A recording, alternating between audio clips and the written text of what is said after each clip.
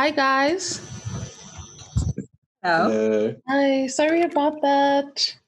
Okay, guys, so we just, the others will just join later. I'm going to start so we don't have to waste a little bit of time. Okay, so I think it's best if, it's Javia, if we all introduce ourselves and maybe like where we're from and what we do, just like for, yeah. Okay, so my name is Precious, guys. And I just graduated this year from UJ. Hi, Precious. Okay, next. My name is Wilhelmina. I am doing accounting sciences, and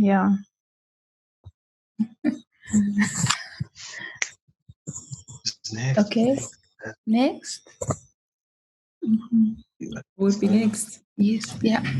Hi guys. Hi. My name is Aviwa Matandela. Since what? Ladies. No, I was like, it's getting awkward. I'm like, should I jump in or this is getting really awkward? So I was like, I know, right? I know. So my name is Aviwe. I work for an art development agency. I work as a business manager. Okay. And I'm also a writer, I'm a blogger, I'm a YouTuber. Oh, wow. Motivational speaker. So that's awesome.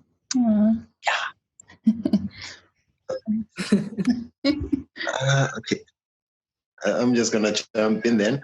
My name is Mpumlela Hardim Kize. I'm a programmer, so occupational, but I'm looking to become a presenter. Oh, nice. Remember this space, man. Hi. Oh, hi, Javia. Yeah, that's me. Introduce yourself, Javia. Yeah, Javia, you can introduce yourself. Hi, my name is Javia.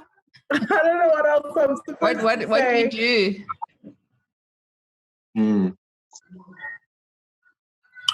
Right now I'm studying architecture, and I'm studying architecture, and I'm a YouTuber. Oh, nice. Yeah, Junior. Hi, guys. I'm Daniel Jr. I study computer sciences. I'm also a programmer. Shout out to you. So yeah. I don't know what else to add on to that. Yeah. So. Okay. Well, thank you so much for joining this group discussion. So, yes, the topic that we're going to be discussing today is gender-based violence. So we're just going to focus on that. And I really wanted to discuss this amongst our youth group because it's something that we've been dealing with as a country. As you all know, South Africa has one of the highest rates of femicide in the world. So it's like a reality for most of us, or at least someone that we know. So yes. So I just thought that, we first gonna just define what abuse is. What is abuse for you? In terms of a relationship. So Javia, do you mind answering that? No problem. It's such a gender-based violence in this country. It's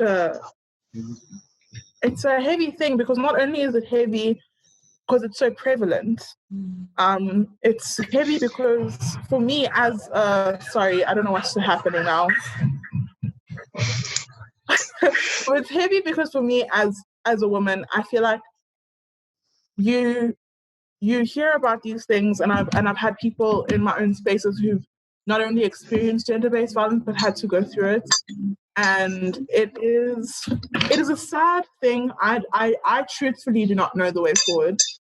I don't know what can really change. I think the heart of man has to change more than anything else. Mm-hmm. And I don't know if we can change the heart of man in a year, or even in any kind of time frame that we would think of. It's going to take time. it's going to take bringing in a new generation. It's going to take raising a new generation differently. There's a whole lot of stuff. It's like you can enforce laws, but laws only change what after the thing has already happened. Yeah, it's hard. It's a hard thing to. Yeah. Does anybody want to add to that? Okay, I'll give my definition. Trying to simplify it as best as I can, I would take abuse as using various means to almost impose your will on another person, to make them bend to your will in a sense, whether it be verbally, emotionally. So it's using those means to kind of make them succumb to your desire or your will. That's as best as I can summarize it, if that makes sense. Yeah. Okay. Aviv, where? Yes. I think abuse for me is any form of action, be it physical, be it emotional, be it mentally, that violates another person and compromises their being to such a point that they start to break down and they don't feel whole. I feel like when you violate someone's being to the point that they feel like they're either losing their mind, they either are losing their integrity physically or emotionally or mentally, then you have violated that person and therefore you have abused that person. Okay, nicely said. Okay, so guys, the next subtopic that I have is that, like I said earlier, SA has one of the highest rates of femicide. Why do you think that is? Junior, do you mind answering this one? It's a bit difficult to answer such a question because when I look at the world and I look at things, I always base it based on historic facts and like we as a human race, what we've been through. Abuse has always been with us since biblical times. It has come in many forms, in many different forms.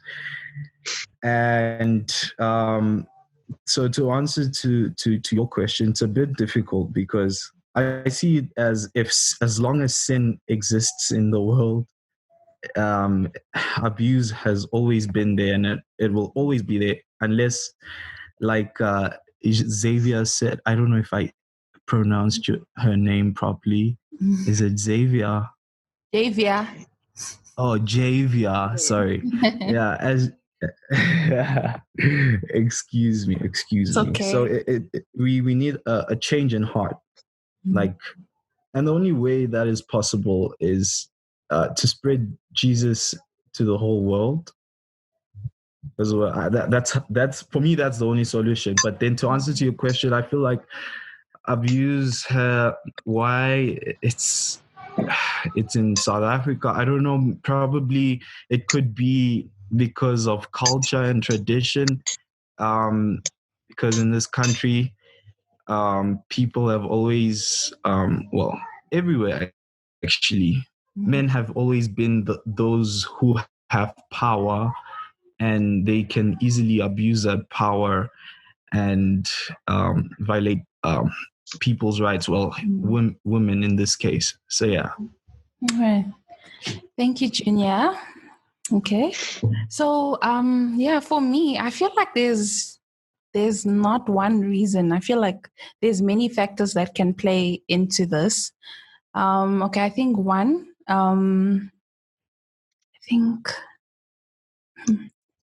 this is quite a tough question.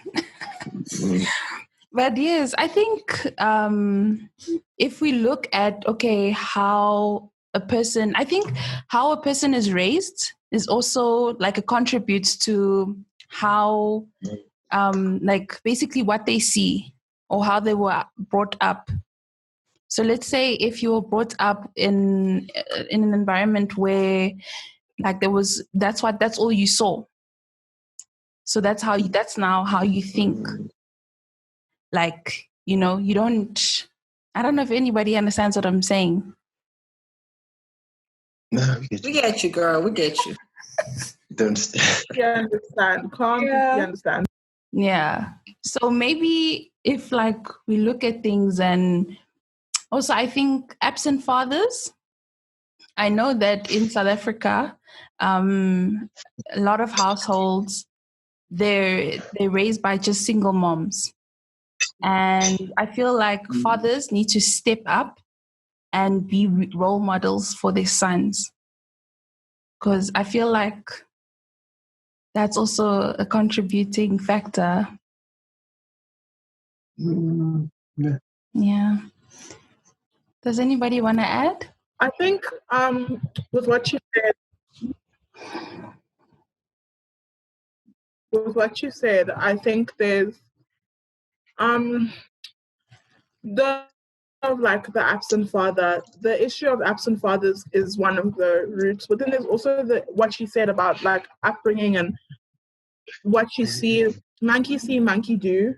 And that's also an issue. I would also like to say, I don't know. I think there's multiple things. I think it's societal as well. I think males in our current dispensation feel, I want to say, almost weak and stripped of their masculinity in multiple different spaces, in marriage, in dating, in life. Men don't feel anymore as manly as they would like to, in the fact that women are now able to work. Those little things, like women now they can be more educated than a man. And all those little things that I think society-wise, we have taught men to be the provider, to be like the protector, to be this, that, and the other. And when it feels like they can no longer do that, I think not justifying the action at all, but I think when it feels like they can no longer do that, they turn to the best form, the form in which they feel that they can express themselves, and it's violence, which is sad and it's sick and it's just it's heartbreaking, but it has a lot to do with the fact that in society nowadays, men don't feel man enough. Yeah. Okay, thank you, Javia. Would anybody like to add on to that? I'll go ahead. Okay. Just a warning, I'm about to make you guys hungry, but it'll explain my point, so excuse my example. So the way I see it is that it's gender-based violence. It's a cake. Let me explain why. The ingredients being, there's multiple ingredients starting from childhood, like Javia and Precious had stated, upbringing. So when a child is used to when their father is trying to uphold their point, and then they just have to abuse their mother, it's all they know. So they don't know of communication or expressing their feelings, right? And as men, we're never raised up in a way where we are taught to communicate our feelings. Yeah. We always have to be strong, or we have to be the leader also. So you never leave that opportunity of vulnerability, let me say. You're never taught of how to actually express yourselves. And with friends, they never have those conversations as well. You might have them, but they'll kind of just laugh them off and be like, hey, you're soft or something like that. So you're always in this environment of, if you have problems, keep them to yourself and bottle them up. You will sort them out yourselves. So it builds up to the point where when something happens, you just explode, which leads to all these other things that men have done, as well as ego and pride, because many men aren't willing to be seen as wrong, because when they are seen as wrong, they feel insecure in themselves and they feel weak. So that's why they lash out. Even sometimes to women, which is sickening, they feel as if their manhood has been taken because they've been being checked by a woman, because nowadays women aren't taking as much crap. So they will call them out on it. Yeah. And because they're not used to that, it's kind of like they're stuck in a corner and they just lash out in that way they know how. So, yeah. Thank you for that, Bumi. Would anybody like to add on to that? I'll say something. I think everything that has been said, I think that we can give a lot of reasons, but I think one of the underlying things is trauma. And a lot of the things that, or the points that people have raised in this particular conversation go back to the fact that we are traumatized children trying our best to become higher and better versions of ourselves. And there is a Dr. Peter Levine. He said that trauma is perhaps the most avoided, ignored, belittled, denied, and misunderstood and untreated cause of human suffering. And because we don't understand what trauma is, things like growing up without your father, things like being in a household where all you see is abuse, things like the mother wound, which is something else that we don't talk about. Those are all traumatic experiences. And because we don't know how to recognize trauma, we don't understand what trauma is, and we have an inability to process and to treat trauma. We don't treat it. We don't know when we are when we know when something has affected us, but we don't know how to treat it, and we don't know when to go and get help. And because of that, we then process our feelings in ways that contribute to gender-based violence, be it from the man or the woman, because we have got a lot of women that don't know love, and then they go search for love in all the wrong places, and that's why they don't leave up, because you didn't know how to deal with your trauma. So now you are finding ways to cope with your trauma, not deal with your trauma. And by trying to cope with your trauma, you end up in situations that cause even more trauma in your life. I don't know if that makes sense. Yeah, no, it does. Thank you so much for that. Okay, guys. So the next subtopic that I have is what does a healthy relationship look like?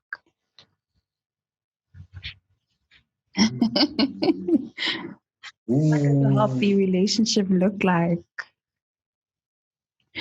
Junior, would you like to answer this one? Okay, well, sorry guys, but all my answers are always biblical. That's fine. That's fine. So I don't know if that's okay. No, it's okay. So answer to a healthy to answer to a healthy relationship, I always take the Bible as a reference for that. I feel like if so we talking about a couple's relationship, am I right? Yes. Not friendship. Okay. So in that case, a healthy relationship is when the man keeps his roles and the woman keeps her roles in the relationship defined biblically. Okay. Would you like me to elaborate on that, or you guys know what please. roles I'm talking you ask about? my man, or they're gonna jump on you. I can see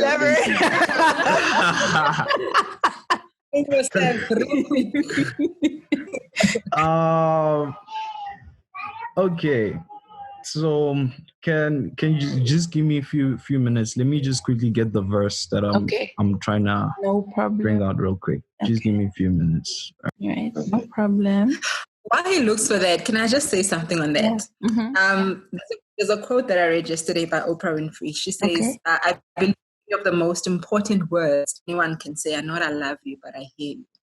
And when I read this particular quote, the words "I hear you" to me meant so much more than just I hear the words or the sound of your voice rather when you speak. To me, when I heard "I hear you," these words for me translated to "I see you." They translated to "I see your power, I see your light, I see your darkness, and I value you. I welcome your opinions.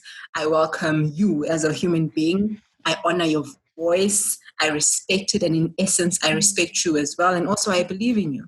So for me, a relationship, a healthy relationship, is a relationship where two people be together and that are connected spiritually. And I believe a healthy relationship is a spiritual partnership.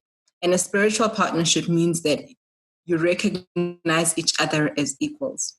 And when I say as equals, I understand that the roles and personalities can never be equal.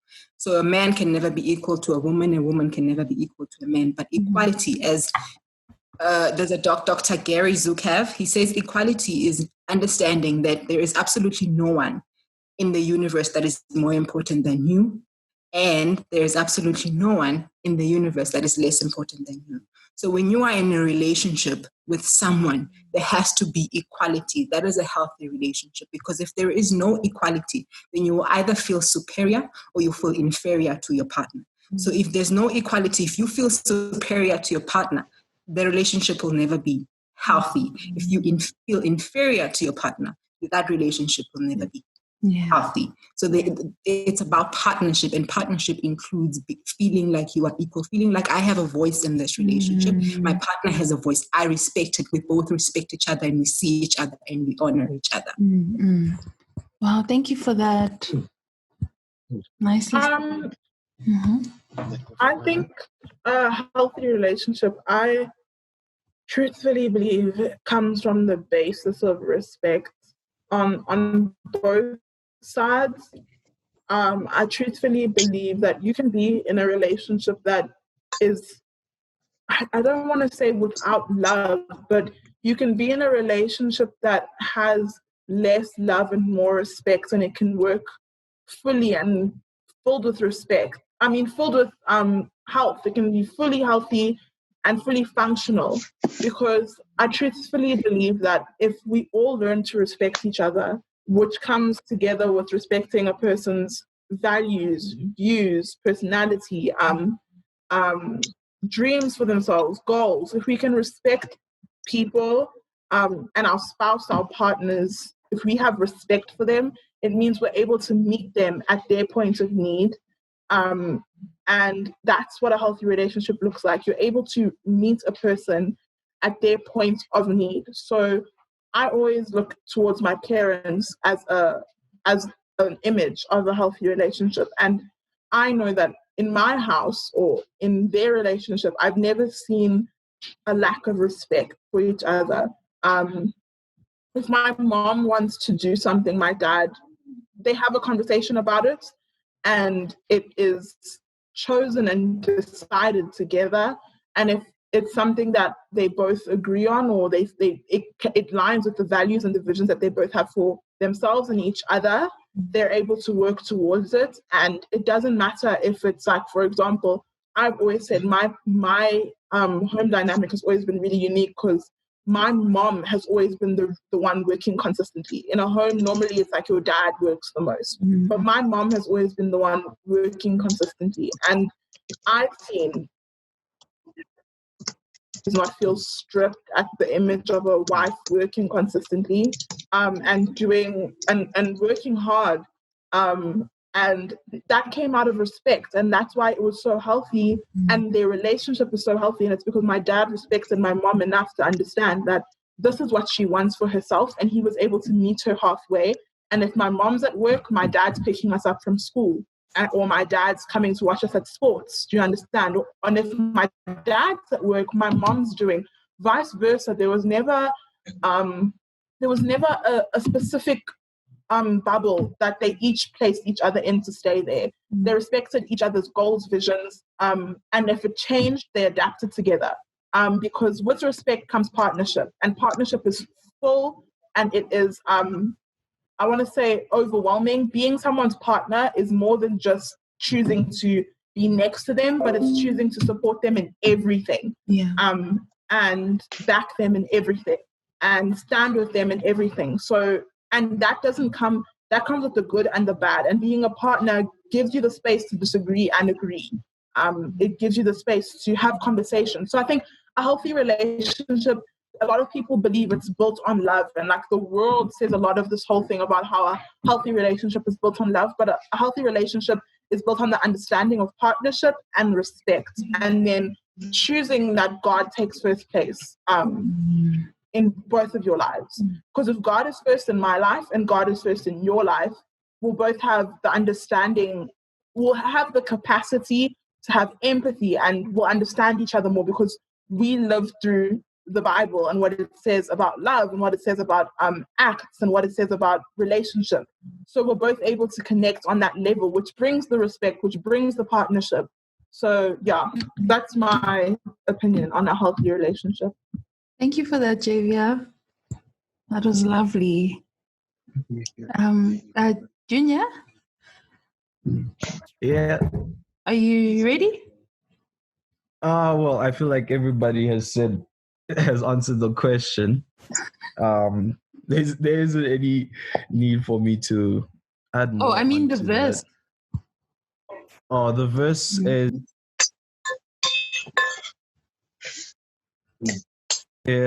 Ephesians chapter 5, verse 33. So yeah, basically it just speaks of how a man should love her wife, and a wife should respect his man. I don't want to elaborate on that because I have a feeling that it can cause a lot of commotion, a lot of tension. Exactly. Because the way we all understand scripture is very different. So true. I just don't. I feel like I should probably reserve myself for this one and be a spectator or just add on to whatever everyone speaks of. So yeah. Okay. All right. But I do agree with. What's your opinion, though? I do agree with. Okay, my opinion is that I do agree with Javia. I don't know if I'm saying her name properly. Yeah. Please forgive me if I'm not. Yeah, because it's all about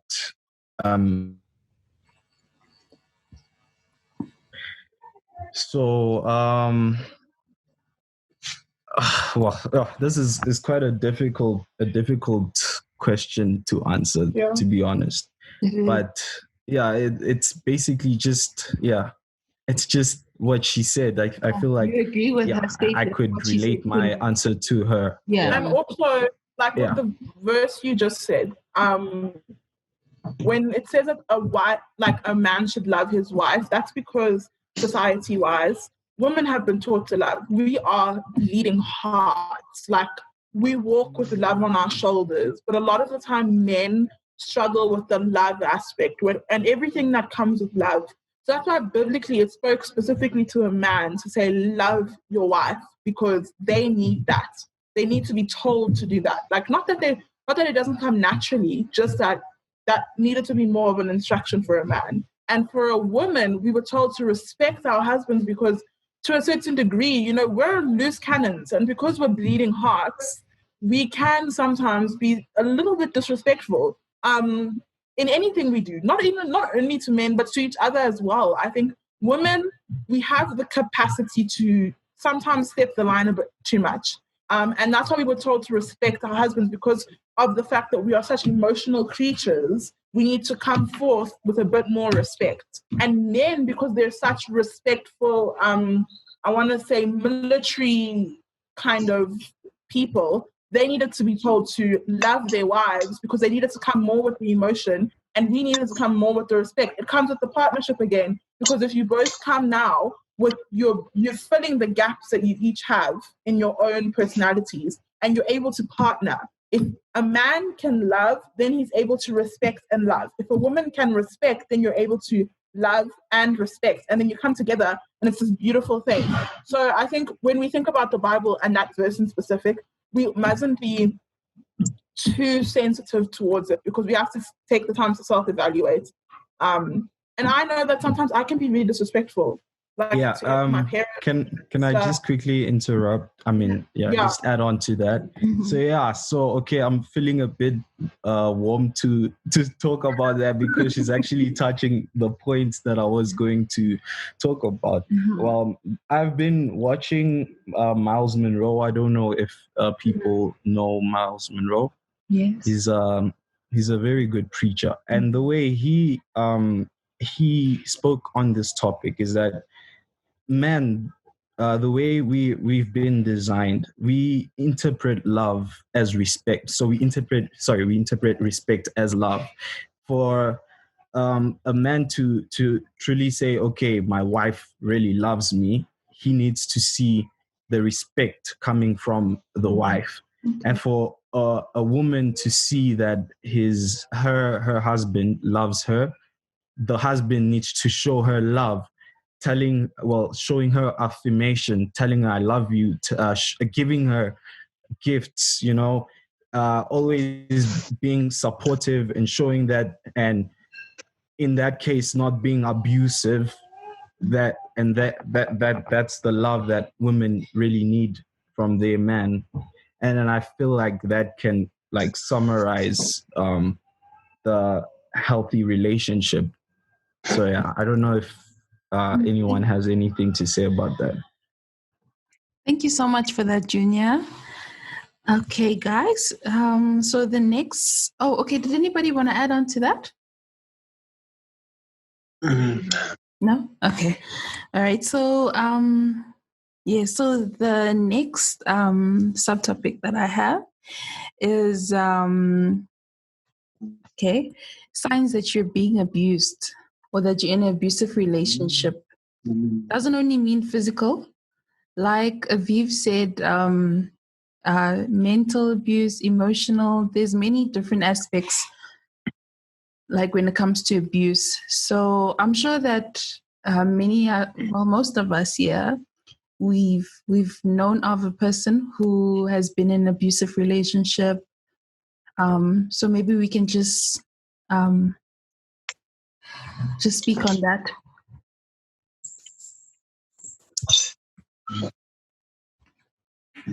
Does anybody want to start?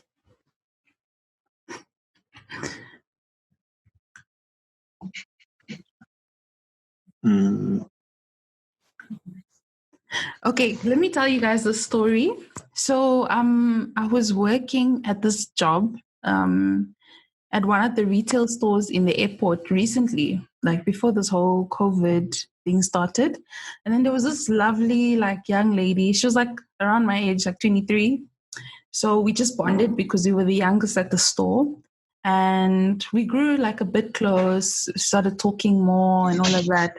And then she opened up to me about her child. So she had a daughter, a small baby. I think she's not even 1 yet. And then she started telling me, I asked her, okay, where's the dad? Are you guys still together? And then she started opening up to me more and more and more. And then she told me that no, she actually left the relationship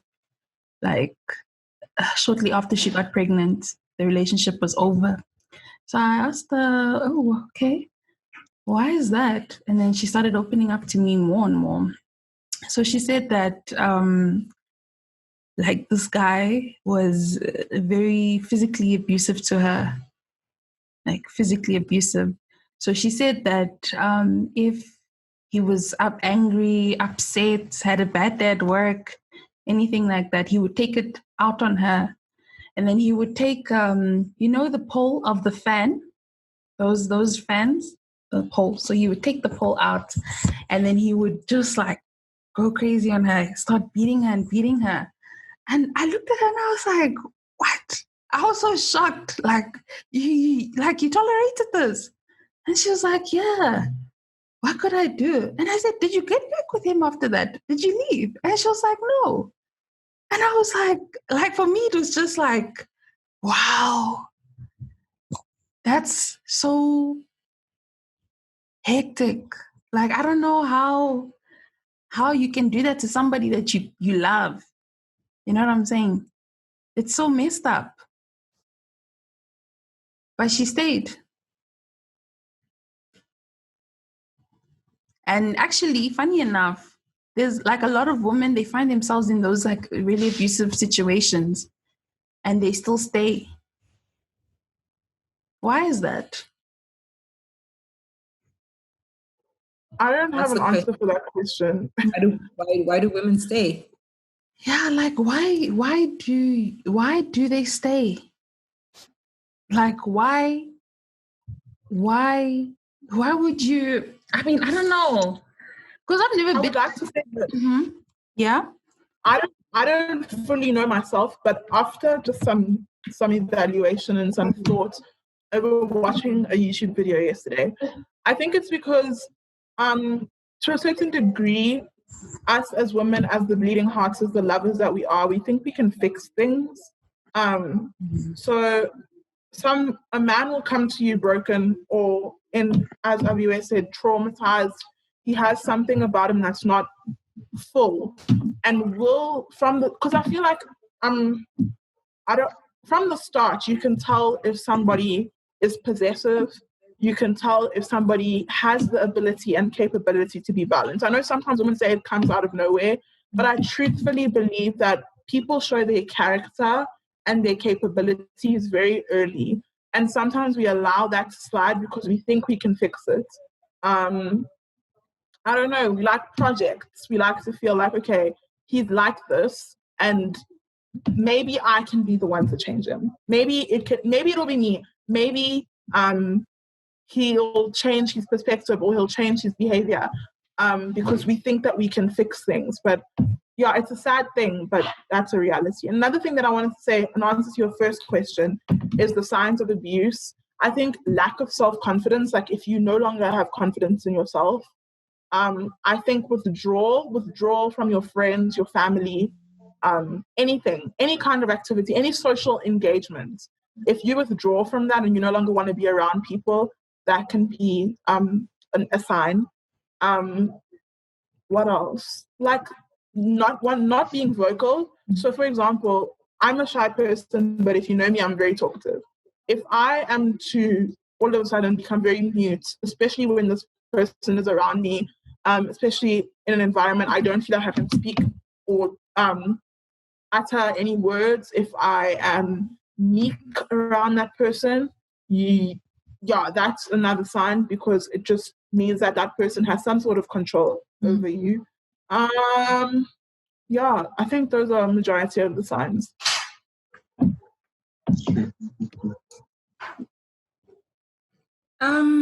Just to speak back to what Javier, I hope I'm pronouncing it correctly, just said. Just to backtrack a bit, something that when she was talking about her parents' relationship, she said something that really stuck with me. She said partnership is for. And a kind of relationship where two people respect each other in that kind of way is a relationship that one includes two whole people, two complete people. Now, the problem with relationships and most abusive relationships is that people go into relationships wanting the other person to complete them. If you go into a relationship broken, chances are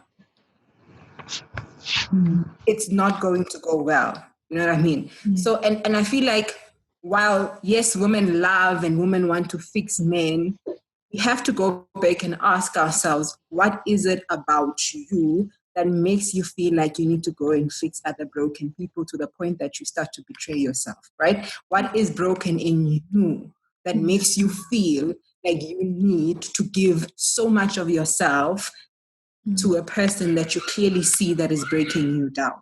There has to be some sort of trauma, and there has to be some sort of brokenness in you to not see yourself and not recognize yourself enough to know that this is not what I'm looking for. This is not the kind of relationship that I want. And now it's time to get out. If you are going to sit in an abusive relationship knowing very well that this is not for me, then you have to look back and say, why would I do that? Because to point the finger on the other person and say they're broken, I want to fix them, chances are there's a part of you that feels like by fixing that person, somehow I'm going to fix myself and I'm going to start to see myself and I'm going to love myself as a result. And it doesn't work that way. It doesn't work that way, because you're going to fix that person and then they're going to leave you because they fixed and they were there not for the right reasons to start with. You're going to fix someone, then they're going to run away, then you're going to be left broken again, then you're going to get into another relationship and try to fix another person. Until you fix yourself, then you'll stop getting to relationships that are not in any way conducive for your mental health. And I speak about mental health a lot and trauma because that is my topic. That is my ministry. People have different ministries, but mental health is so important because it is the basis of a lot of human suffering. Yeah. Thank you so much for that. Guys? Okay. Yeah, they're powerful women out here. I'm telling you,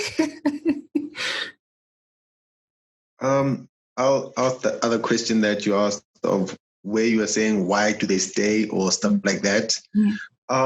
I feel there's multiple reasons why it doesn't force them to stay, but they almost feel like they have to. One is because of society, because whenever they're in a situation where there's a child involved or when there's a marriage, even though it's abusive, it's kind of, although divorce is bad in certain contexts in the biblically, people kind of look at you, they kind of see the woman as what's wrong, or she caused it, or something is wrong for her to have left. And that notion from back then where they say, no, you must stay and fix it. Yes, there are situations where you can stay and work through the problems, but when it starts becoming abusive, then someone is going to have to give for it to be to finish. Because with abusive relationships, it's either someone dies or you end it. So that's one. And secondly, most of the times their financial freedom is almost taken away slowly but surely. They start off being independent financially, but then slowly but surely they're almost kind of pulled away from it. They go from having their salary to now all of a sudden having an allowance. So they're kind of boxed in such a way that, including family and friends, they're almost isolated to the point where they can't go anywhere else besides the person that's abusing them. So they're stuck in this box. And for them to get out, it's going to require not just them, but other people to help, because for you to get out of a box that you were ushered into, it's a lot harder than, because you did not see it. They do not see that they're in the situation until it's too late. So, yeah. Thank you for that, Mpumi.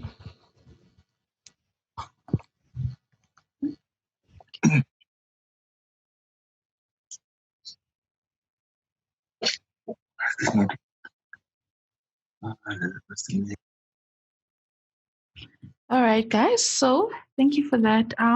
So the next topic that I have is how are we raising our men, or how should we be raising our men? So I would like the guys to answer this. With that, I feel like, just to go back a bit, I feel like every party has something to contribute to gender-based violence. Even the victim being abused can have a role contributing to the gender-based violence. I know I can hurt some feelings here, but sometimes what leads a man to become violent is probably an action that a woman would have done. Because first of all, it's not all men that abuse women, and it's not all women that cause men to be abusive. In this, I'm trying to say, I'm on the phone, Mika.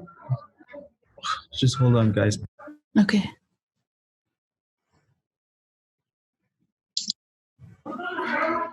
So what I was trying to say by that is, probably you could be involved with someone, a girl, and you've spoken about things, and probably you don't appreciate probably the way that she would dress in public. Let me bring the topic of fashion in this. If, to be honest, a guy would not want to be with a woman that dresses in a certain way that is, what can I say, revealing, very revealing, because then it's like the things that are supposed to be kept private for you is being shown to the world and to every other human being, every other man, every other woman. So probably in that case, you, before you were in a relationship, you told this person that, listen, I'm the kind of guy that is old-fashioned. I do not like you. I would not want you, like, maybe she wasn't dressing like that at first, but then because of fashion trends, she's now she's conforming to the ways of the fashion trends, and then all of a sudden she starts changing the way she dresses, and she's dressing in a certain way that you do not appreciate. And then you speak about it, and you keep asking her to not do that, to not wear certain clothes in public, but then she does it. That could push a man to anger, because that's also not respecting the man. And so that's just an example. I'm not saying that this is what happens in every gender-based violence case. I'm just saying that you should also say, how are we raising our women? Not only how are we raising our men. Okay. Because the way we raise our women can also contribute to gender-based violence. Interesting. Can you give examples of the way that we raise women that could perhaps be contributing to gender-based violence?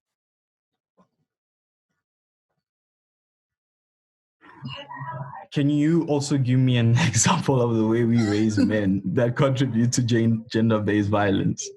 Yeah, but this was your point. So I can't ask you a question on your point and then you come back and you ask me a question on my point. I'm trying to understand your point. So I'm saying, can you give an example perhaps of the way that we are raising women so that maybe we can do better, right? That could perhaps be contributing to gender-based violence. Right. This is a very, very sensitive topic. It's a very, very sensitive topic. Okay, let me try and think of an example. Okay. So maybe okay, so we've been raised in a culture where women have to be, and men actually, both women and men have to be respectful to other people, right? And then perhaps I'm an African that moves into a European country, right? And then I meet a white lady, or maybe even a black lady that lives overseas, and they don't reserve the way they act in arguments, perhaps, like they would do something to hurt the man. Okay, I'm not sure if I'm making sense, but I really don't know how to bring this example, because I can see how everyone is gonna wanna attack me. But let me drop it. Let me drop it. Okay, let's answer the question: how do we raise our men so we can perhaps stop gender-based violence? Yeah. I think from your point, one, I'm not fighting with you. I don't fight. But I understand your point, and I understand that someone can do something to push you into something. But I'm very skeptical of us saying that a person's behavior is a reason why I would kill, rape, or even you, right? That is a trigger. That is not a root cause. I was triggered.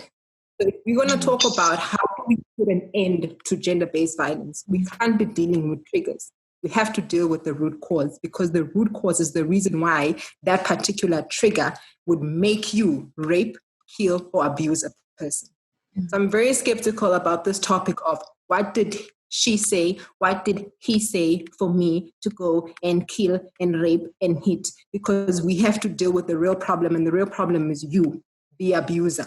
What is it about you that is reacting in that kind of way? Because a person's action, how I act, that is on me. That says something about me. If I'm wearing a short skirt, if I'm swearing at you, that says something about me. But how you react says something about you. And you don't get to use what I did as an excuse for what you did. Because that in itself, that reaction is on you. And we cannot have this conversation if people are not willing to take accountability. Yes. We are going to keep going round and round and round and round and round and round and not actually getting to the real problem here. How are we, and I think it's about how are we raising our men? How are we raising women? And part of the problem, and I think I'll go back to something that Javier said earlier when he said, she said something about men being stripped off their masculinity, and because they are stripped off their masculinity, they feel now they need to react in violent ways. Part of the problem is how we define masculinity. Part of the problem is how men are socially constructed within society to think that they own women's bodies, to think that by any chance they have a say to what women should wear and what women should not wear, and that if a woman wears a short skirt, then I have a right to her body and I have a right to rape her. Part of the problem is that, and we need to go back as a society and say, what am I teaching my child? What am I teaching my little girl when I say, hey, don't wear that skirt? What are men going to think about you? Already I'm telling her that there is a problem with you when you are wearing a short skirt.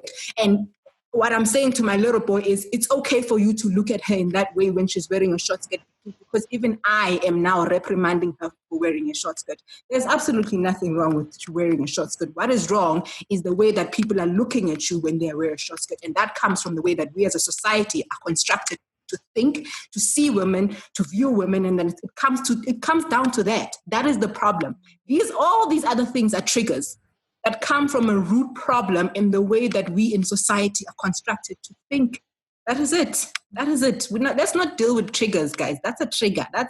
We have to go back to a place of, why do I think that I have a right to even hit a person because they decided to wear a short skirt? Who are you? Do you own that person? Do you own that person? Not even God himself would strike that person, but you as a human being are deciding that you are going to strike them.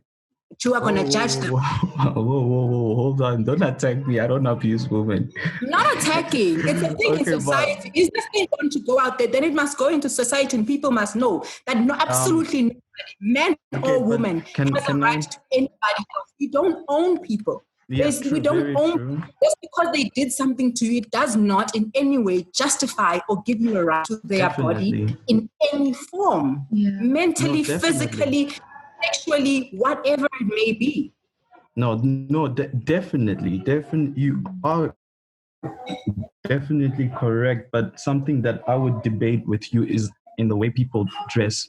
Because if we are talking on a Christian base, which we are always supposed to base our ideas biblically. Are we?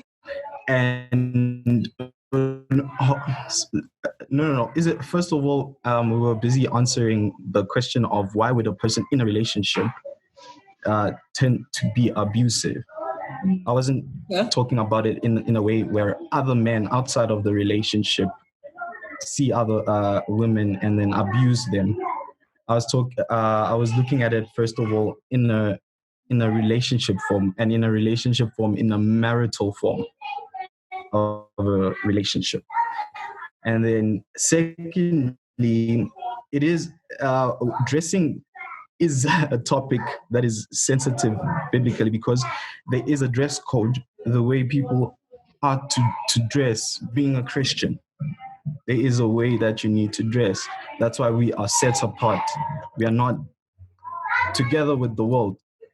If you think that it's okay to wear a short skirt, try wearing a short skirt and then going to church, and then tell me if you will feel comfortable, and if you think the way other people will look at you. Yeah. All right. So here's the thing about this conversation. Okay.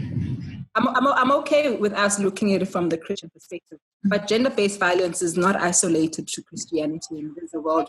No, definitely, very true. And I do give you your space to finish though when you are speaking. Oh, sorry. So we can look at it from a Christian perspective, but the thing is, it is a problem that is way bigger than that. And if you are going to have conversations about gender-based violence, especially if you are planning to take this conversation out into the world, you are just looking at it from one perspective, chances are it won't be as effective as you want it to be. All right, thank you. Let me just jump in, Precious. Sorry. Feel free. No, feel free.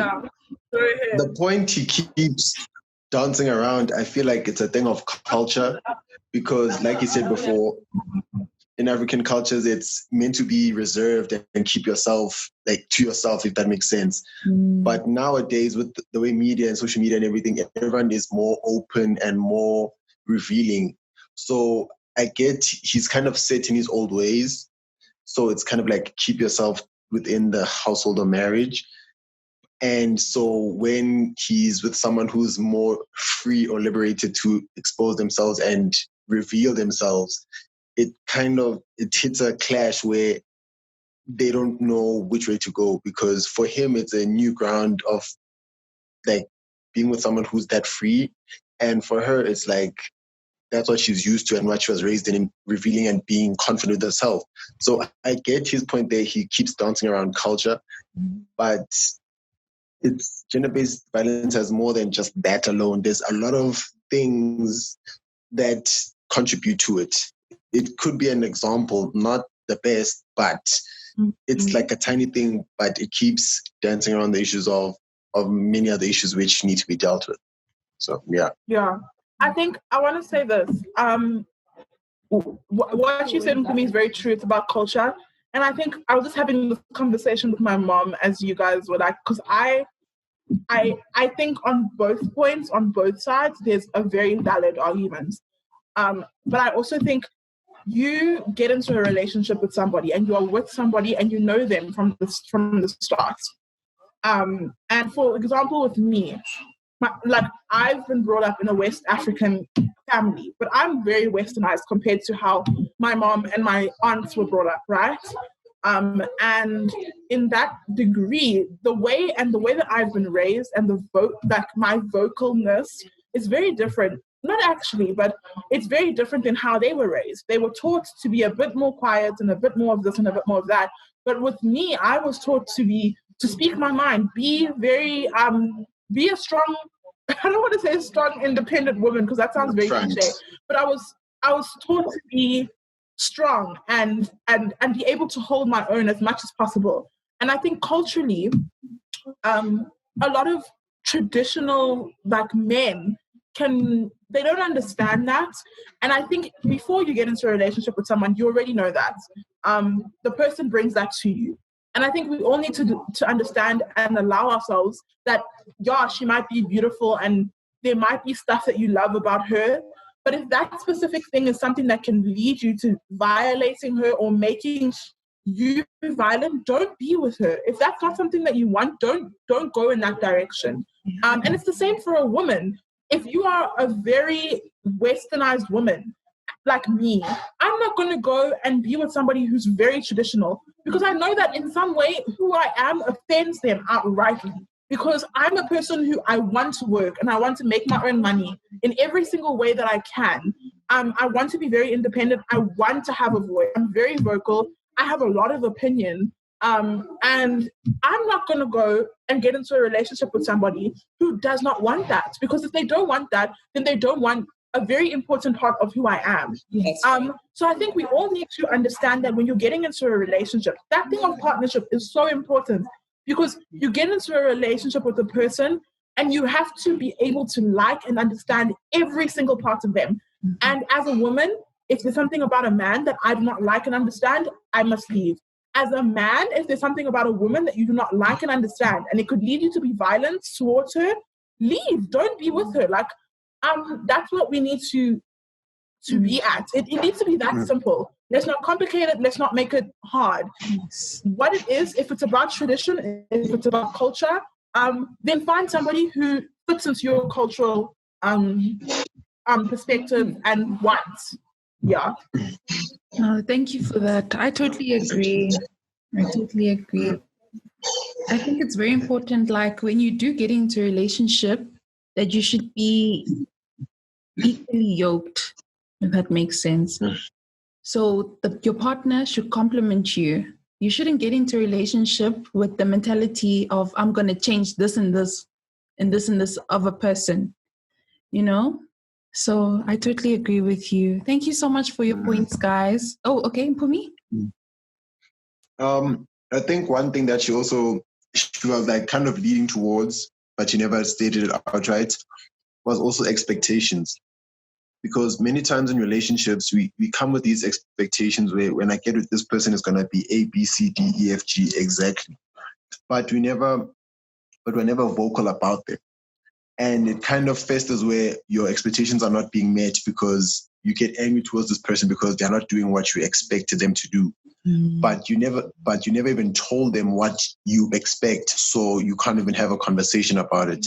So then it keeps festering until it hits a point where you get angry or whatever. But I think people should be very vocal at the beginning that, okay, this is what I would like. And then you find that middle ground where you are both happy. Then you can go forward. Yeah. But instead of just coming in and saying, they will change afterwards to do what I want, it just makes a whole messy situation. So, yeah. Yes.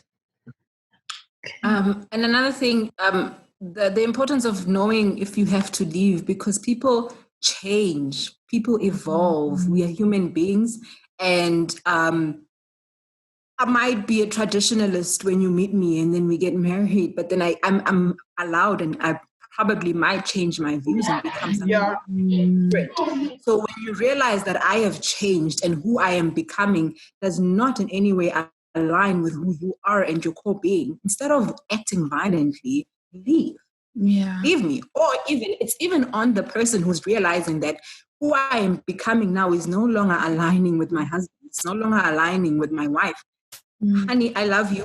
I care about you, but I don't think this is working for me anymore because of who I am becoming. You shouldn't, like, I'm not on mute right now. You're just talking.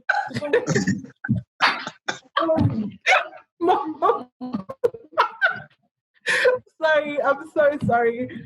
I think what you're saying is true, but in marriage and in relationship, everybody does evolve.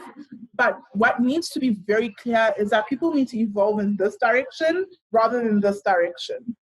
We very often sometimes, and that's the thing about being equally yoked, is that when you are equally yoked, your evolvingness and your ability to evolve ends up evolving in this way. You both grow, you're able to grow in similar ways and similar means. Your growth is very together. I don't know how to put it in the most English way, but like it's the most natural and progressive thing when you are equally yoked. But when you are not, when you are in a relationship or marriage with somebody who you are not compatible with, it is very likely that this will happen. And that's where we all need to develop more. I think a lot of the time we let a lot of outside factors determine the people that we end up with. And I think it's a bad thing. Like my mom was just saying, like for a lot of people, it could be money. People end up dating, marrying people for money. But you might not be compatible with that person. And then at the end of the day, he's a traditionalist, but he has money. And he likes you acting a certain way, behaving a certain way. He likes you acting a certain way, behaving a certain way, and then all of a sudden, you don't behave like that, but you want his money. And that could lead him to being violent. Not that it's okay to be violent, but you have to understand that coming into a relationship, you mustn't come in with the wrong things, because the wrong things lead us up or lead us to choosing the people who we're not compatible with. That's why my mom always says marry vision.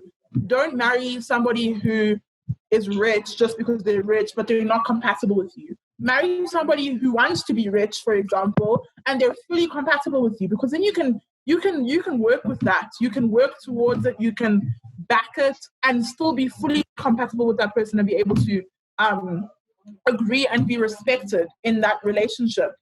Yeah. Yeah. Nice. Thank you so much, guys. Okay. Yeah. So does it? Oh, hi, Freddie. Hey, Precious, how are you? Good, thank you. Thanks for joining. No problem. Hey, right. everyone. Hey, Kasusu. Hey, how are you doing, Aviwe? Hi. Very well, thanks. How are you? I'm all right. I see there's where's Pumi? Pumi, how's it, Pumi? I'm good, my man. Yourself? I'm all right. And Davia as well. I heard what you're saying. I don't want to interrupt you. No problem. Hi. Oh, okay. Yes. So Freddie, actually, Kasusu, what about me? Yeah, I'm getting to you. I'm getting to you. Oh, this guy. I'm getting to you. How you doing, Daniel? You know I'm a jealous guy, bro. All right. You know, they say we keep the best for last, eh? okay. Thank you, Freddie. Okay. Actually, Freddie, we were just, as you know, we were discussing. Our main topic is gender-based violence. So we were just discussing our last point, which it was a question: how are we raising our men, or how should we be raising our men? So I don't know if you would like to add to that, or should I just move on to the next point? So the question was how we raising our men and how should we raise our men? Yes. Well, yes, it's a tough question, but I believe that it also depends on the people that are raising the boy. You know, let's say for instance, I'm a Christian. I'm a firm believer in. I'm a Christian. I believe in Jesus Christ as my Lord and Savior, and there are certain boundaries and certain ways that the Bible teaches our parents to raise us. Mm-hmm. So if our parents raise us outside the, I would like to say confinement or commandment or rules or the box in a way that the Bible has shown our parents to raise us, then that's the way I believe it should be done. But then if we have parents that are still Christian that are abusing the kids, that are not, are tolerating certain things that are not, building the morals as per se the Bible is teaching them to raise the kids with, then men or kids in general will be raised in a certain way that's not appropriate and that will, still leave a certain, how do you call it, moral gap from Christians and everyday people, let me just say non-believers. And it also depends on the society that you're raising your kid in as well. Mm-hmm. You may be a Christian family, you're raising your kid a certain way, and your kid as well, has or gets influenced by his or her friends. But let me just stick to the man, by his friends, and the parents are not doing anything. They say, a parent that loves a kid will always discipline him. So in this case, the way we're raising our kids is not, nowadays, I don't believe that certain parents are raising the kids according to the way of the Bible. They're being more lenient, and the reason behind it is they're saying the Bible is too outdated. And we are raising our kids our men from a young age to tell them that you should be responsible for this and that. But then later in life, they realize that they're not really being valued for just existing. They're not really being valued for being alive. While the Bible says that everyone is loved no matter what they do. But then in the society that we are living in, we are told that men are not being valued for what they are. They're being valued for what they can be and what they can do. So now that leaves that leaves a major gap from me believing in the Bible, saying that I'm alive due to God loving me and for who I am, not for what I will do, but for what I will be, and the society is telling me that, nah, you're not being loved for who you are, for what you are, for what you can, you only being loved for what you can do. And now the society is also playing a role in how I'm being raised. So now I have to start doing certain things to be acknowledged by the society. So now I have to do things outside the Bible to be acknowledged by the society. I may be a firm believer, but now I'm stepping outside of what I believe to start doing something that the society can, can acknowledge me by. And those certain things can lead to what we're talking about right now, gender-based violence. The society may acknowledge gender-based violence, but then the Bible doesn't. Small actions such as fornication, adultery, it's not being accepted by the Bible, but then it is being accepted in certain part of society. I don't know if I'm making sense, if I'm still answering your question. Making sense. Making sense. Then therefore the control has already spiraled. The parent does not have control over the child. But then the parent failed, or the people around that child failed the moment when the late society dictates on what should have been done from a young age and what should be done right now, saying that the Bible is outdated or not conforming to the rules or to the laws of the Bible, then leaves us to raise our kids in an improper way. Because a Christian, we are all sinners, but then a Christian can commit a sin, but then there's always that guilt within the Christian to say, I've done something and I don't think I'll do it again. So he's limited to do a certain things, and he's raised according to the Bible and stuff. But then if you are raised outside the Bible, outside the laws and the confinement of the Bible, you will never question certain actions that you are doing or that you will do. So we are raising our kids according to society and according to the norms and the laws and the confinement of society, no longer to the norms and confinement of the Bible. That's what I have to say. I don't know if I did spiral over the question or if I answered you. Can I also add onto that, please? The reason why, well, because I know Freddie, and we do talk about gender-based violence, and we best friend. We talk about a lot of things. The reason why we always base our answers biblically, because we believe that the solution is biblical. Because the first law that, the first two laws that the Lord has given us is that we love the Lord with all our hearts and all our souls. And then the second law is that we love our neighbors as we love ourselves. If we love our neighbors as we love ourselves, we wouldn't, as men, we wouldn't go and rape other women. We wouldn't be abusing other women, because that is not showing love. That is a form of discrimination. That is a form of hatred. So that is why most of the time we base our answers biblically, because we feel like that is the solution. That is the solution. Because first of all, I think it's Paul who says that the things that I want to do, I don't do them, and the things that I don't want to do is the things that I do. We are having sinful flesh. Our thoughts are full of sin. Like, there's nothing good that can come from a man's heart. There's nothing good that can come from a man's heart unless that heart is changed and conforms to the ways of God, to the ways of the Bible.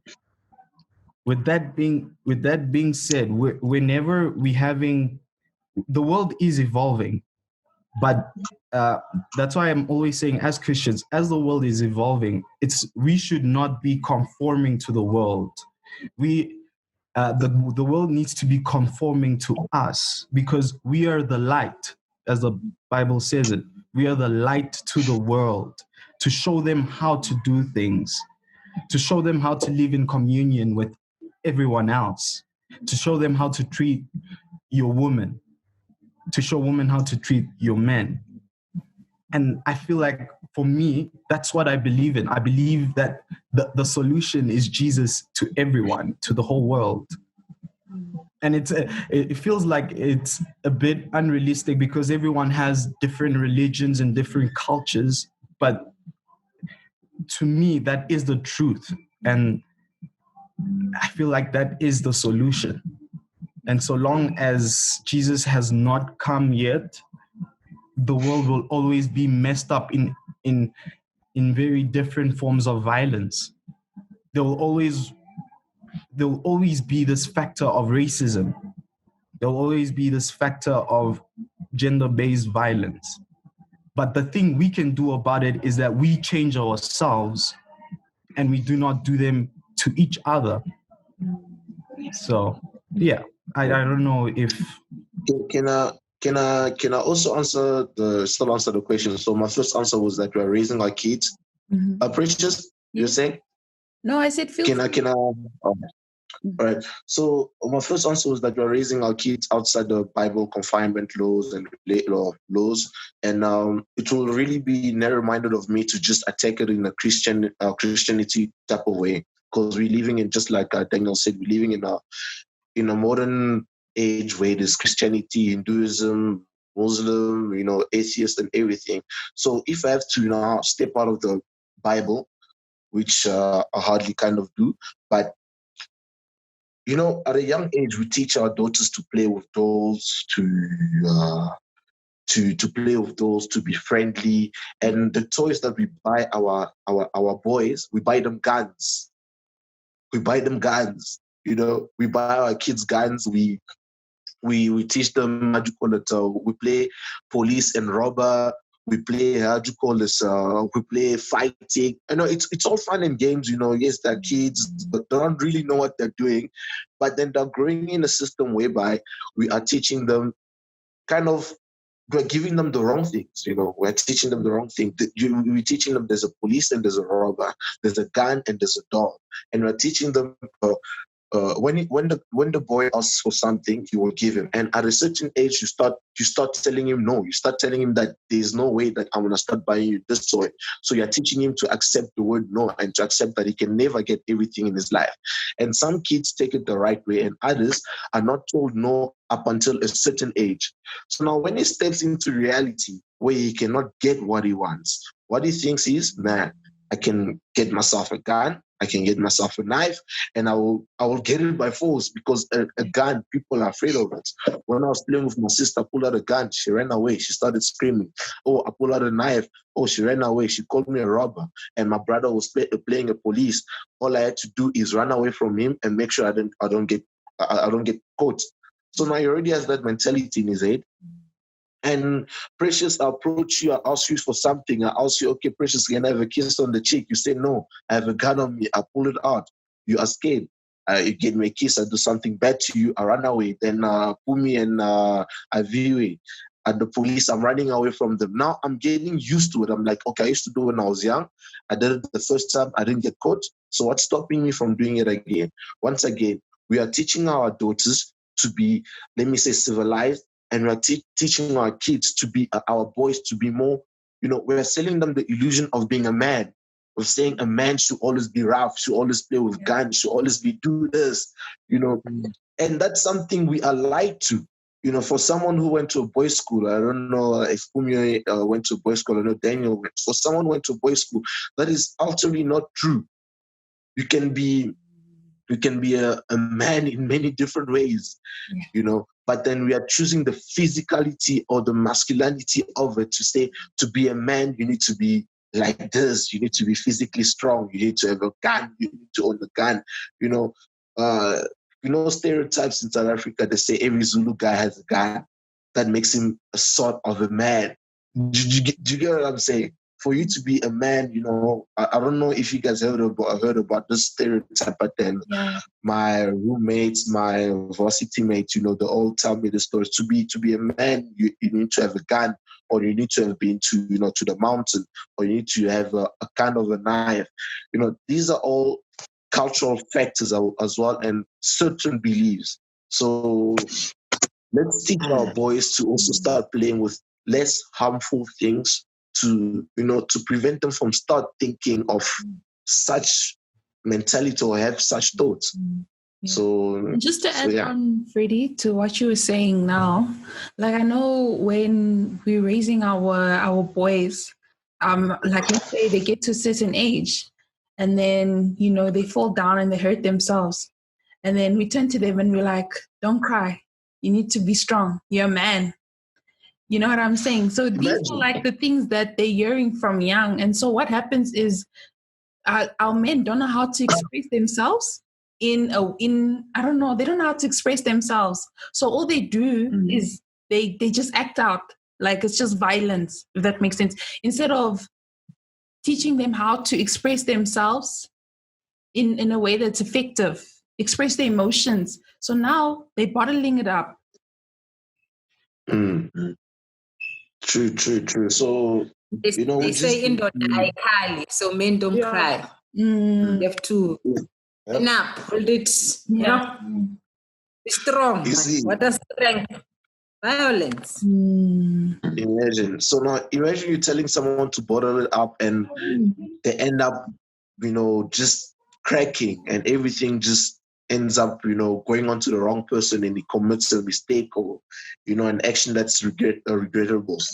So that's why we need to kind of, start accommodating them from a young age. And it's something that's coming with age as well and with the modern times. So I think we're gonna get there eventually. Since now Black people are believing in psychology and stuff, we're eventually gonna get there.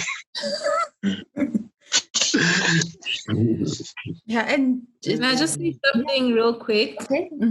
I think with what Freddie said, like it doesn't. Hello, Kenamba.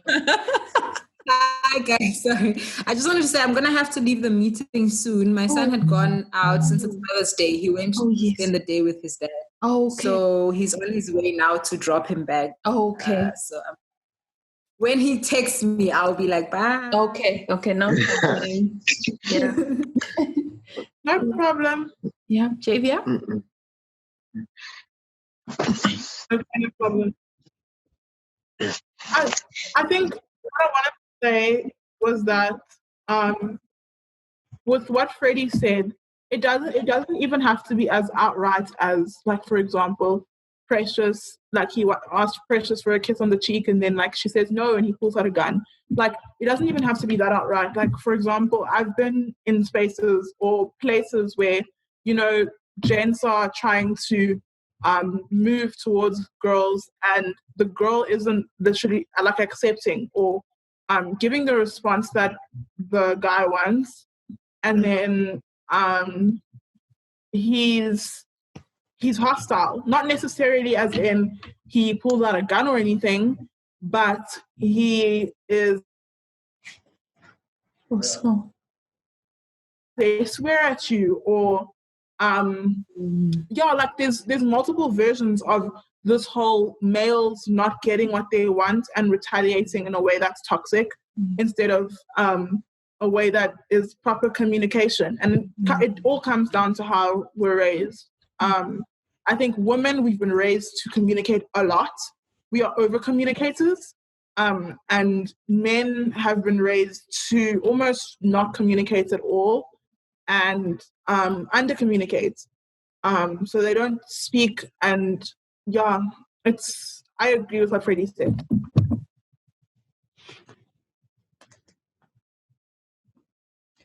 Yeah, and just to add on, like I know a lot in so I'm West African, so I know a lot like in African culture. The way this is just an example, by the way, mothers raise their sons versus the way mothers raise their daughters. I find that this, in my opinion, that in African households, the parents are more harsher, stricter on women. And then with their sons, I feel like they let them get away with so much. I don't know if you guys agree with me. If you understand what I'm saying. I think I do. So you're saying that you call it in West Africa. Well, the example that you made is that the way how do you call this? Your parents raise you, and compared to the way your parents could raise a boy, there's certain things a lady has a green pass on, and a boy doesn't. Yeah. Well, it depends on.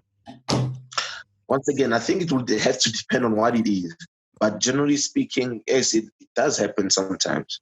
And the one thing, I don't really have an example, but yes, I've seen that as well. And just like I said, it depends on what it is and what it's not. There's certain things that, I still do believe that a lady should be treated and a man shouldn't be treated. Once again, it's like I'm going back on what I said, but then there are certain things that can be tolerated from you, Precious, to be done, and certain things that cannot be tolerated from me being done.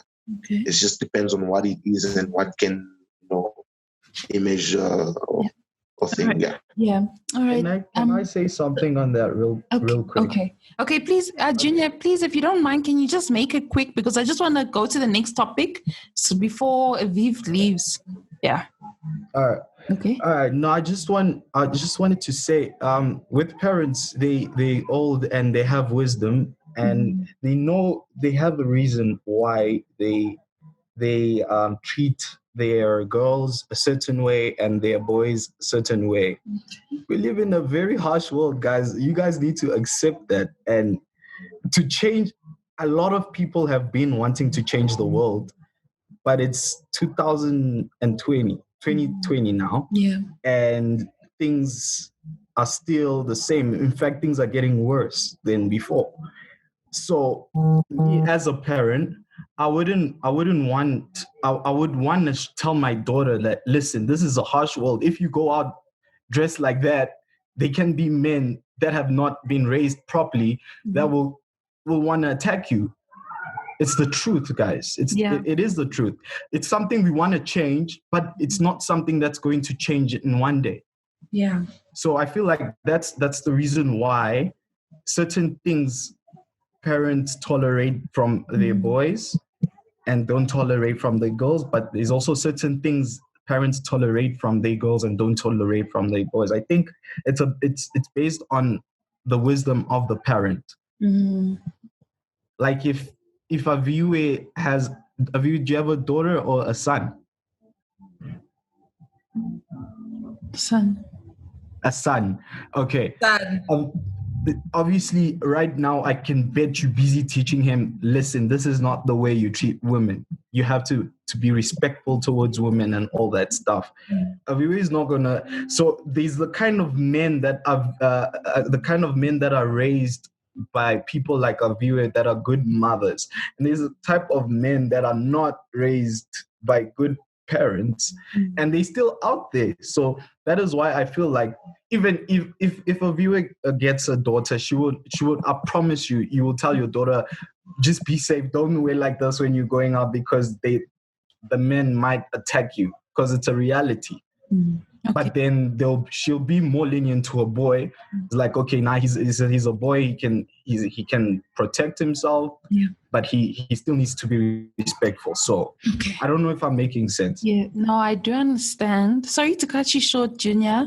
I just want to quickly move on to the next point, but thank you so much for that. So the next point I want to talk about quickly is the solution to all of this. In terms of what we're going through right now as a country, in terms of, the high rates of violence against women, what solutions do we have in terms of, we're looking at it like in terms of a community, what solutions in terms of our churches, what solutions in terms of our schools, in terms of our families, what are the solutions to tackle this?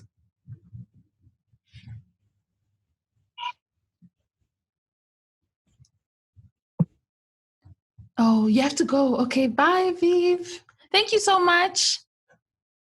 Okay, yeah. She's gone, guys. in terms of, okay, I feel like at schools, it needs to be something that they teach girls and boys. Every assembly, they need to tell the boys, this is not how you treat women. You have to respect women. So if the foundations are right. Hello, can you hear me, guys? Yeah, I can hear you. If the foundations are right, then we wouldn't have such issues. And in terms of a community, I feel like we should raise more awareness to this issue, and it should be something that everyone takes to heart. It should be something that everyone just reads and then ignores, because if it had to happen to their daughters or to themselves, it would be a huge issue. So I feel like we need to raise awareness in the community. In terms of the church, I feel like everything is spiritual before it manifests physically. When God created the world, He spoke. His words were spirit, and the spirit manifested first. Then the physical came into existence. So everything that is dealt spiritually has we have a weapon, which is prayer. So I feel like as a church, we should intercede a lot for the world and pray a lot. Pray a lot. Pray a lot. And for me?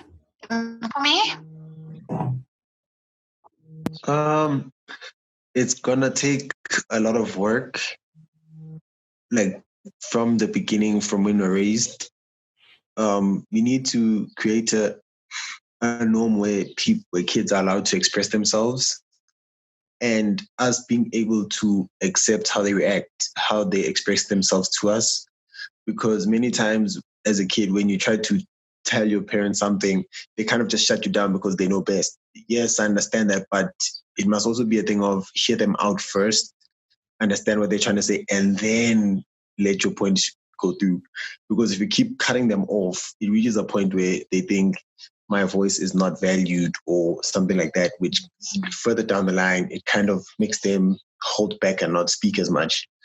But also as well, have to change some of the mindsets that we have from guys, where even the small jokes they make with regards to girls and stuff like that, you kind of have to check your friends, because if you let that slide, they kind of think, no, it's fine. Since I said and they didn't say anything, it's cool. And then it starts building up to the point where they act and do something. And then when they get called out on it, then they're like, but it was fine all this time. Why is it now that it's a problem? So our conversations and our mindsets also have to be checked. So we have to hold each other accountable, even if it's your friend or whoever it is, your friend, your colleague, male, female, whatever they say, you must actually be careful of what they're saying. Because if you just let it slide, it becomes a norm. And then when things are just normalized, that's where it's too late and it's a problem. So, yeah. Okay, on my end, I would say I agree with what you said. And for me, I think it's very important that as friends, we are holding each other accountable.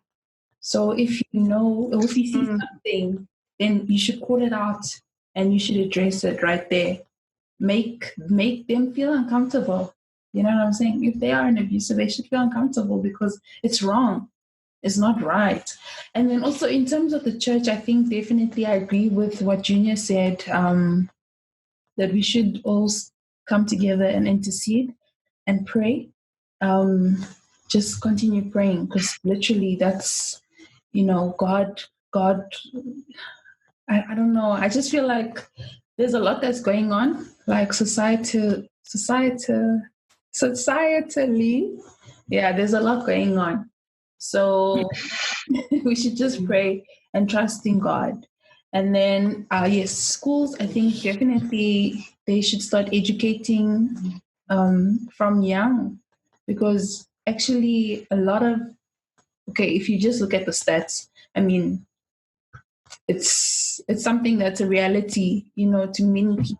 So I feel like they should start educating us on what is abuse, because some people don't even know that it's not a normal behavior, because that's all they've been exposed to. Hey, can you guys hear me? Sorry, I wasn't speaking in the mic. Yeah. No, I can hear you. Oh, we could hear you. Okay, perfect. So yeah, educating what is abuse, then educating how to seek help. What are the platforms that we do have available? What has government put in place? Support structures, groups, because and then lastly, family. It's up to us, parents, to be an example. Because what a child sees, that not in all cases, but in most cases, what they see, it becomes the reality. So it influences us, and especially as children, like we sponges, we soak up so much. So as parents, as older siblings, as cousins, you should be examples. And then I know sometimes they may not be a father figure. So maybe if you can try and find a father figure, someone who is a positive role model, even if it's like someone in church or somebody, just to help lead young men in the right direction. Javier, would you like to add on? Okay, so this question, I have no answer, because I really don't know. I think what everyone said is really powerful. I think the whole thing of, in schools, in the beginning of this conversation, I said how we can infect change on the younger generations and the generations to come, and change how they treat and view women, and how they get into relationships, and change dynamics. But that there's still a whole other generation of people before them who we can't necessarily teach. We can't necessarily change their mind. It's very hard to unlearn something, especially at an adult age. So that for me is where it becomes very tricky. I can see a lot of stuff that we can do in the church and in families and in all of that, as in schools, as a community, to stop it from happening in the future, and solution-based for the future. But I truthfully do not know what we can do as of right now to stop it from happening, apart from, as Mpumi said, keeping yourself and your friends accountable. I think a lot of guys need to call their friends out on behaviors that might be problematic, or not be friends with them anymore. If they don't find it problematic, then stop being their friend. If it's something that you cannot back, you cannot stand behind, then stop being their friend. And I think as girls, as young women, we need to figure out what we can do to keep ourselves safe. I don't know what we can do fully, because I'm not saying we shouldn't date or we shouldn't go out, because I would hate to live a life of restriction. Can do to keep ourselves safe. I don't know what it is or what needs to change. I don't know if it's that, when you were younger, everyone used to say you should walk in groups. I don't know if it's that. I don't know what needs to change or what needs to be brought into place in order to keep ourselves safe. But I do know that something needs to change. I don't have the solution. All I know is that if we stand in prayer and we on the one-on-one basis, if we're able to call out the behavior and pray for people and build relationships. And I also kind of want to say, truthfully believe that a lot of gender-based violence in this country especially happens majority in the Black community. And I would like to think that the reason it happens in the Black community especially is because I truthfully believe the Black man is no longer uplifted. Black men in general are the lowest. I'm not going to lie. Black women are job, the Black man. If there's a Black man and a Black woman, the Black woman will be the first one to get it, then the man. And it's unfortunate. And I think that can lead a lot of men to violence. So the Black man needs to be uplifted. They need to be given jobs structurally. They need to be shown that they can provide. If that's something that they really want to do and it leads them to violence, let's give Black men the opportunity to provide for their families. To not be idle, because idle hands do ill work. If you're not doing something, you're looking for something to do. I think that's where I stand. I don't know if that makes sense. I don't know if it's, but that's where I stand. Thank you. Fraser? All right. So I would say it all has, you guys have said everything, but just to add on it all has to do with morals, And I have this belief that, we are people of different, religions, culture, background, and everything. But I do believe there's a certain moral code or moral conception that we all abide by. And we just need to restore that moral, because I know in your culture they don't tolerate killing generally. They don't tolerate killing. They don't tolerate abuse. And in certain religions as well, they do not tolerate abuse or killing. So we just need to be morally uplifting the man, just like JJ said, but I want to take it in a moral perspective. Just uplift the man society or the manly society, the morals. Let's teach them about morals. Let's teach them about how to behave. It's not going to be easy, and it has never been easy, because if it was easy, we would not want to have this problem till now. But I think it also comes down to a moral behavior.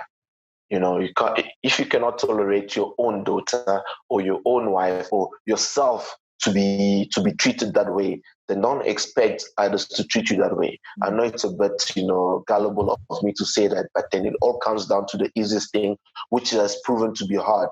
But then with what Daniel has previously said, and with what Pumi has previously said,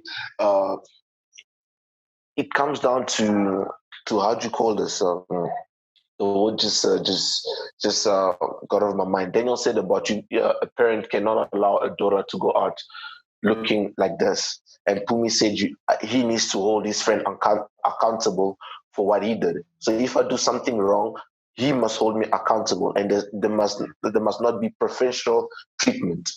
Even if it is your own daughter or your own son, especially in this case, your own son who has committed something atrocious, he needs to hold him accountable and tell him that you did something bad and you are going to get punished for this, So it comes on to moral accountability and, like David said, uplifting the man society.